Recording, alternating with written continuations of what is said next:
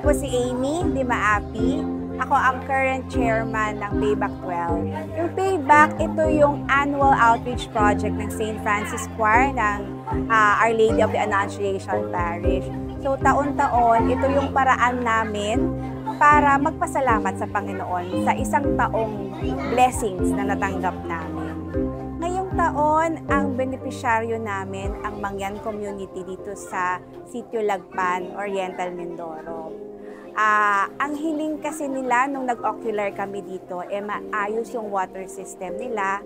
So ang binigay namin ay mga water pipes at saka binigyan din natin sila ng mga grocery items, mga school supplies, gamot, tsinelas.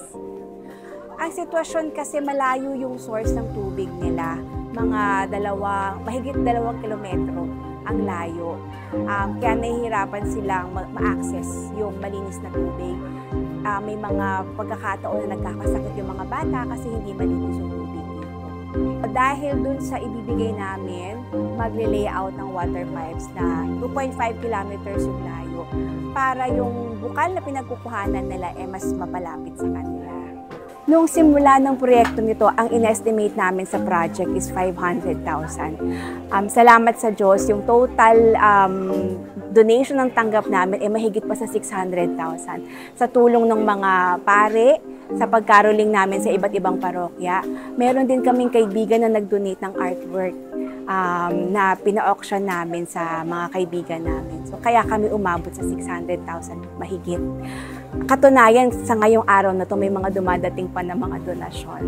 Every year yung Payback Project, kaya taon-taon naghahanap din kami ng benepisyaryo, nag-o-ocular kami, kinakausap namin yung community, nakikipag-coordinate kami sa mga kaibigan namin pare para mahanap talaga namin sino yung karapat-dapat na benepisyaryo na talagang nahihirapang maabotan ng tulong. Meron kaming group page, SFC Payback Project. So, kontakin lang yung mga SFC members. Or pwede rin kontakin yung Our Lady of the Annunciation Parish since may contact naman sila sa ministry. Marami kaming gustong pasalamatan. Unang-una na yung mga kaibigan naming pare. Si Father John Pusi, si Father June de Peralta ng Our Lady of the Ascension of Our Lord Parish, si Father Bonsi ng Santa Ana Church, at of course yung aming Pura Paroko, si Father Marco de Mer. Gusto rin namin pasalamatan yung mga kaibigan namin, mga pamilya, at higit sa lahat yung mga parishioners na hindi naman kami kilala.